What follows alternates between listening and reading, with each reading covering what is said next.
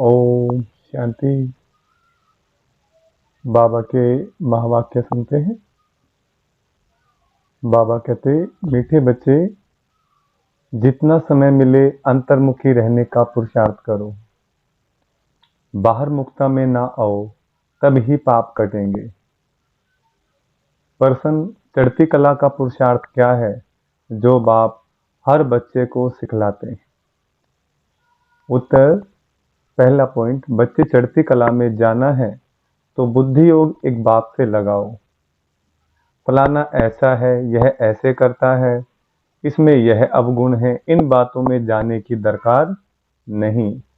अवगुण देखने से मुंह मोड़ लो। दूसरा, कभी भी पढ़ाई से रूठना नहीं। मुरली में जो अच्छी अच्छी पॉइंट्स हैं उन्हें धारण करते रहो, तब ही चढ़ती कला हो सकती है। ओम शांति। अभी यह है ज्ञान क्लास और सवेरे योग का क्लास। योग कौन सा, यह बहुत अच्छी रीति समझाना है, क्योंकि बहुत मनुष्य हठ योग में फंसे हुए हैं। जो हठ योग मनुष्य सिखलाते हैं, यह है राजयोग, जो परमात्मा सिखलाते हैं। क्योंकि राजा तो कोई है नहीं जो राजयोग सिखलावे। यह लक्ष्मी नारायण भगवती भगवान है। राजयोग सीखे तब तो भविष्य में भगवती भगवान बने। यह है ही पुरुषोत्तम संगम युग की समझानी। इसको कहा जाता है पुरुषोत्तम। पुरानी और नई दुनिया का बीज, पुराने मनुष्य और नए देवताएं। इस समय सभी मनुष्य पुराने हैं। नई दुनिया में नई आत्माएं देवताएं होते हैं। वह मनुष्य नहीं कहेंगे, भले है मनुष्य परंतु देवी गुणों वाले हैं। इसलिए देवी देवता कहा जाता है, पवित्र भी रहते हैं। बाप बच्चों को समझाते हैं, काम महाशत्रु है। यह रावण का पहला पहला भूत है। कोई बहुत क्रोध करते हैं तो कहा जाता है, भों भों क्यों करते हो। यह तो विकार बड़े शत्रु हैं। लोभ मोह के लिए भों भों नहीं कहेंगे। मनुष्यों में साइंस घमंड के कारण क्रोध कितना है, यह भी बहुत नुकसान कारक है। काम का भूत आदि मध्य अंत दुख देने वाला है। एक दो पर काम कटारी चलाते हैं। यह सब बातें समझकर फिर औरों को समझानी है। तुम्हारे सिवाय बाप से वर्षा लेने का सच्चा रास्ता तो कोई बतला न सके, तुम बच्चे ही बता सकते हो। बेहद के बाप से इतना बड़ा वर्षा कैसे मिलता है, जो किसको समझा नहीं सकते, तो जरूर पढ़ाई पर ध्यान नहीं है। बुद्धि योग कहाँ भटकता है, युद्ध का मैदान है ना। ऐसे कोई मत समझे, सहज बात है। मन के तूफान व विकल्प ढेर न चाहते हुए भी आएंगे। इसमें मूंझना नहीं है। योग बल से ही माया भागेगी। इसमें पुरुषार्थ बहुत है। धंधे दोरी में कितने थक जाते हैं, क्योंकि देह अभिमान में रहते हैं। देह अभिमान के कारण बहुत बातचीत करनी पड़ती है। बाप कहते हैं, देही अभिमानी बनो। देही अभिमानी बनने से जो बाप समझाते हैं वही औरों को समझाएंगे। अपने को आत्मा समझ बाप को याद करो। बाप ही शिक्षा देंगे कि बच्चे बाहर मुखी नहीं होना चाहिए, अंतर्मुखी होना है। भले कहाँ बाहर मुखी होना भी पड़े, फिर भी जितनी फुर्सत मिले कोशिश कर अंतर्मुखी होना चाहिए, तभी पाप कटेंगे। नहीं तो ना पाप कटेंगे ना ऊंच पद पाएंगे। सबसे जास्ती जन्म जन्मांतर के पाप सिर पर हैं। सबसे जास्ती पाप ब्राह्मणों के हैं। उनमें भी नंबरवार हैं। जो बहुत ऊंच बनते हैं वही बिल्कुल नीच भी बनते हैं। जो प्रिंस बनते हैं उनको फिर बेगर भी बनना पड़े। कितनी गहरी बात बोल रहे बाबा। ड्रामा को अच्छी रीति समझना है। जो पहले आए हैं वे पिछाड़ी में आएंगे। जो पहले पावन बनते हैं वही पहले पतित बनते हैं। बाप कहते हैं, मैं भी आता ही हूं इनके बहुत जन्मों के अंत में। ब्रह्मा बाबा के तन में आए, सो भी जब वानप्रस्थ अवस्था है, 60 वर्ष की आयु होगी थी जब शिव बाबा आए ब्रह्मा बाबा के तन में। जब उनके तन में नहीं आए थे, दादा लेखराज थे। दादा लेखराज कहला रहे थे। और जब उनके तन में शिव बाबा आए तो फिर क्या कहलाए? ब्रह्मा। ब्रह्मा नाम किन्होंने दिया? शिव बाबा ने नाम दिया उनको। इस समय छोटे बड़े सबकी वानप्रस्थ अवस्था है, बाप के लिए गायन भी है, सर्व की सदगति करने वाले वह होती ही है पुरुषोत्तम संगम युग पर। यह पुरुषोत्तम संगम युग भी याद रखना चाहिए। जैसे मनुष्यों को कलयुग याद है, संगम युग सिर्फ तुमको याद है, तुम्हारे में भी नंबरवार है। बहुतों को तो अपना गोरख धंधा ही याद रहता है। बाहर से मुंह हटा हुआ हो तो धारणा ही हो जाए। एक कहावत है, अंतकाल जो स्त्री सिमरे। जो गीत व श्लोक अच्छे अच्छे हैं, जिनका हमारे ज्ञान से कनेक्शन है, वह रखने चाहिए। जैसे छी दुनिया से जाना ही होगा, दूसरा नैनहीन को राह दिखाओ प्रभु। ऐसे ऐसे गीत अपने पास रखने चाहिए। बनाए तो मनुष्यों ने हैं, जिनको इस संगम का पता ही नहीं है। इस समय सब ज्ञान नैनहीन अंधे हैं। जब परमात्मा आए तब आकर राह दिखाए, अकेले को तो नहीं दिखाएंगे।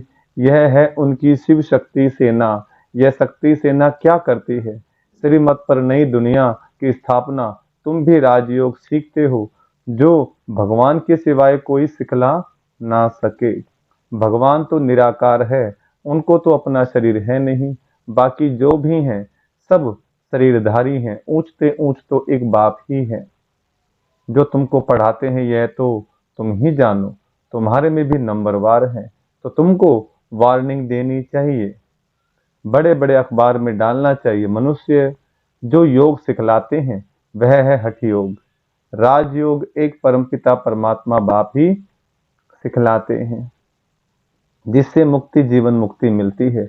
हठ योग से दोनों नहीं मिलते।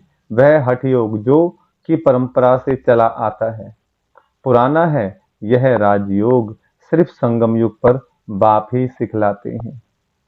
बाबा ने समझाया है, जब भाषण करते हो तो टॉपिक्स निकालनी चाहिए, परंतु ऐसे करते नहीं हैं। श्रीमत पर चलने वाले बहुत थोड़े हैं। पहले भाषण लिखो, फिर पक्का करो तो याद आएगा। तुमको ओरली भाषण करना है, तुमको पढ़कर तो सुनाना नहीं है। विचार सागर मंथन कर भाषण करने की ताकत उसमें रहेगी, जो अपने को आत्मा समझकर फिर बोलते हैं। हम भाइयों को सुनाते हैं, ऐसे समझने से ताकत रहेगी। यह बहुत ऊंची मंजिल है ना। पान का बीड़ा उठाना मासी का घर नहीं। जितना तुम रुस्तम बनेंगे उतना माया का वार होगा। अंगद व महावीर भी रुस्तम था, तब कहा रावण भी हमको हिलाकर दिखाए। यह स्थूल बातें नहीं, शास्त्रों में यह दंत कथाएं हैं। यह कान जो परमात्मा बाप का सुनहरी ज्ञान सुनने वाले थे, वह दंत कथाएं सुन सुनकर एकदम पत्थर बन गए हैं। भक्ति मार्ग में माथा भी घिसाया तो पैसा भी गवाया। सीढ़ी नीचे ही उतरते आए हैं, 84 जन्मों की भी कहानी है ना। जो भी भक्ति की है नीचे ही उतरे हैं। अब बाप ऊपर चढ़ना सिखलाते हैं। अब तुम्हारी चढ़ती कला है, अगर बुद्धि योग बाप के साथ नहीं लगाएंगे तो जरूर नीचे ही गिरेंगे। बाप को याद करते हो तो ऊपर चढ़ते हो। मेहनत है बहुत, परंतु बच्चे गफलत करते हैं। धंधे में बाप को और नॉलेज को भूल जाते हैं। माया तूफान में लाती है, फलाना ऐसा है, यह करता है, यह ब्राह्मणी ऐसी है, इसमें यह अवगुण है। अरे इसमें इसमें तुम्हारा क्या जाता है? सर्वगुण संपन्न तो कोई बना नहीं है।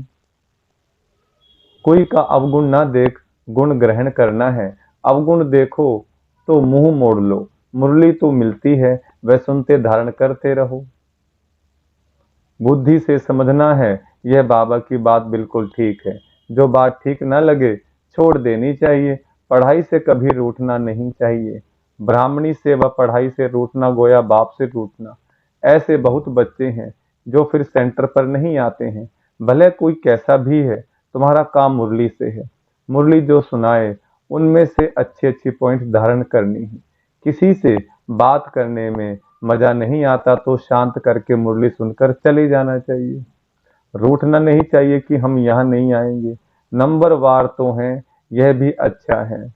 जो सुबह को तुम याद में बैठते हो, बाबा आकर सर्च लाइट देते हैं, बाबा अनुभव सुनाते हैं। जब बैठते हैं तो जो अनन्य हैं वह बच्चे पहले याद आते हैं। भले विलायत में है, कलकत्ते में है, तो पहले अनन्य को याद कर सतलाइट देते हैं। बच्चे तो भले यहाँ भी बैठे हैं, परंतु बाबा याद उनको करते हैं जो सर्विस करते हैं। जैसे अच्छे बच्चे शरीर छोड़ जाते हैं तो उनकी आत्मा को भी याद करते हैं, बहुत सर्विस करके गए हैं। तो जरूर यहाँ ही नजदीक कोई घर में होंगे, तो उनको भी बाबा याद कर सतलाइट देते हैं। है तो सब बाबा के बच्चे हैं, परंतु कौन कौन अच्छी सर्विस करते हैं यह तो सब जानते हैं। बाबा ने कहा यहाँ सतलाइट दो, तो देते हैं। दो इंजन है ना, ब्रह्मा बाबा और शिव बाबा, दोनों की आत्मा। यह भी इतना ऊंच पद पाते हैं तो जरूर ताकत होगी। भले बाबा कहते हैं हमेशा यही समझो कि शिव बाबा पढ़ाते हैं, तो उनकी याद रहनी चाहिए। बाकी यह तो समझते हो यहाँ दो बत्ती हैं, और तो कोई में दो बत्ती नहीं है, इसलिए यहाँ दो बत्तियों के सम्मुख आते हैं तो अच्छी तरह से रिफ्रेश होते हैं। टाइम भी सवेरे का अच्छा है, स्नान कर छत पर एकांत में चले जाना चाहिए। बाबा ने इसलिए बड़ी बड़ी छतें बनाई हैं। पादरी लोग भी एकदम साइलेंस में जाते हैं। जरूर क्राइस्ट को याद करते होंगे, गॉड को जानते नहीं। अगर गॉड को याद करते होंगे तो शिवलिंग ही बुद्धि में आता होगा। अपनी मस्ती में जाते हैं तो उनसे गुण उठाना है। दत्तात्रेय के लिए भी कहते हैं, वह सबसे गुण उठाते थे। तुम बच्चे भी नंबरवार दत्तात्रेय हो। यहाँ एकांत बहुत अच्छा है, जितनी चाहो कमाई कर सकते हो। बाहर तो गोरख धंधा याद पड़ेगा। 4 बजे का टाइम बहुत अच्छा है, बाहर कहाँ जाने की जरूरत नहीं है। घर में बैठे हो, पहरा भी है, यज्ञ में पहरा भी रखना पड़ता है। यज्ञ के हर वस्तु की संभाल रखनी पड़ती है, क्योंकि यज्ञ की एक एक चीज बहुत वैल्यूबल है। इसलिए सेफ्टी फर्स्ट। यहाँ कोई आएंगे नहीं, समझते हैं यहाँ जेवर आदि तो कुछ है नहीं, यह मंदिर भी नहीं है। आजकल चोरी सब जगह होती है, विलायत में भी पुरानी चीजें चोरी करके ले जाते हैं। जमाना बहुत डर्टी है, काम महाशत्रु है, वह सब कुछ भुला देता है। तो तुम्हारा सवेरे एक क्लास होता है एवर हेल्दी बनने का, और फिर यह है एवर वेल्दी बनने का। सवेरे अमृत बेला योग करते हैं और बाद में मुरली क्लास होती है। तो योग से क्या मिलती है? हेल्थ मिलती है, और ज्ञान से वेल्थ माना धन संपत्ति मिलती है, जितना हम ज्ञान को धारण करते जाएंगे। बाप को याद भी करना है तो विचार सागर मंथन भी करना है। बाप को याद करेंगे तो वर्षा भी याद आएगा। यह युक्ति बहुत सहज है। जैसे बाप बीज रूप है, झाड़ के आदि मध्य अंत को जानते हैं, तुम्हारा भी धंधा यह है। बीज को याद करने से पवित्र बनेंगे, चक्र को याद करेंगे तो चक्रवर्ती राजा बनेंगे, अर्थात धन मिलेगा। राजा विक्रम और राजा विक्रमाजीत दो संवत मिक्स कर दिए हैं। रावण आया तो विक्रम संवत शुरू हुआ, डेट बदल गई। वह चलता है 1 से 2500 वर्ष, फिर चलता है 2500 से 5000 वर्ष तक। हिंदुओं को तो अपने धर्म का पता नहीं, यह एक ही धर्म है जो असली अपने धर्म को भूल अधर्मी बने हैं, धर्म स्थापक को भी भूले हैं। तुम समझा सकते हो आर्य समाज कब शुरू हुआ? आर्य सुधरे हुए सतयुग में थे, अन आर्य अभी हैं। अब बाप आकर तुमको सुधारते हैं। तुम्हारी बुद्धि में सारा चक्र है।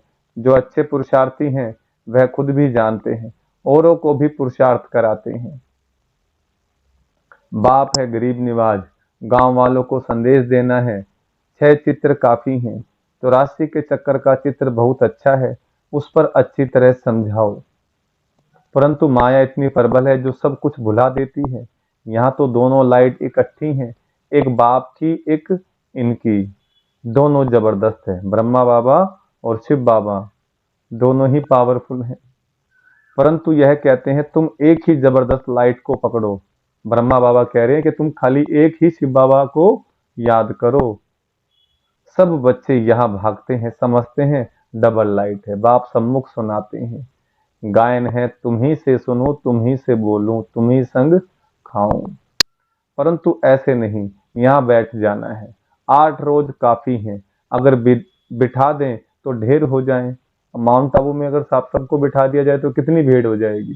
तो बाबा कहते हैं पहले जैसे बादल भरते हैं फिर बरसते हैं, ऐसे हमें भी ज्ञान योग साधना करके अपने आप को भरपूर करना है, ज्ञान से योग से, फिर बाहर जाकर के सेवा करनी है। बाबा कहते हैं ड्रामानुसार सब कुछ चलता रहता है, परंतु तुमको आंतरिक खुशी बहुत होनी चाहिए।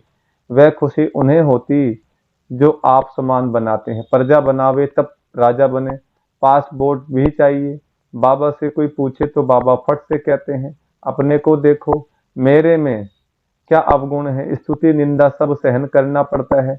जो यज्ञ से मिले उसमें खुश रहना है। यज्ञ के भोजन से तो बहुत लव चाहिए। सन्यासी थाली धोकर पीते हैं क्योंकि उनको भोजन का महत्व है। समय ऐसा आना है जो अनाज भी ना मिले तो सब कुछ सहन करना पड़ता है, तब पास हो सकेंगे। अच्छा, मीठे मीठे सिकलदे बच्चों प्रति माता पिता बाप दादा का याद प्यार और गुड मॉर्निंग। रूहानी बाप की रूहानी बच्चों को नमस्ते। हम रूहानी बच्चों की रूहानी बाप दादा को नमस्ते। धारणा के लिए मुख्य सार। पहला पॉइंट, किसी में भी कोई अवगुण दिखाई दे तो अपना मुंह मोड़ लेना है। पढ़ाई से कभी रूठना नहीं है। दत्तात्रेय मिसल सबसे गुण उठाने हैं। किसी में कोई गुण विशेषता दिखाई दे तो अपने अंदर उसको धारण करना है। दूसरा, बाहर से बुद्धि निकाल अंतर्मुखी रहने का अभ्यास करना है। धंधे दोरी में रहते देही अभिमानी रहना है। बहुत बातचीत में नहीं आना है। वरदान, ईश्वरीय सेवा के बंधन द्वारा समीप संबंध में आने वाले रॉयल फैमिली के अधिकारी भव। वरदान का विस्तार, ईश्वरीय सेवा का बंधन नजदीक संबंध में लाने वाला है। जितनी जो सेवा करता है उतना सेवा का फल समीप संबंध में आता है। यहाँ के सेवाधारी वहां की रॉयल फैमिली के अधिकारी बनेंगे। जितना बाबा की सेवा में रहेंगे उतना लक्ष्मी नारायण के नजदीक आते चले जाएंगे। सबसे रॉयल कौन है? लक्ष्मी नारायण। जितनी यहाँ हार्ड सेवा करते उतना वहां आराम से सिंहासन पर बैठेंगे, और यहाँ जो आराम करते हैं वह वहां काम करेंगे। एक एक सेकंड का एक एक काम का हिसाब किताब बाप के पास है। स्लोगन, वह परिवर्तन द्वारा विश्व परिवर्तन का वाइब्रेशन तीव्र गति से फैलाओ। अच्छा, ओम शांति।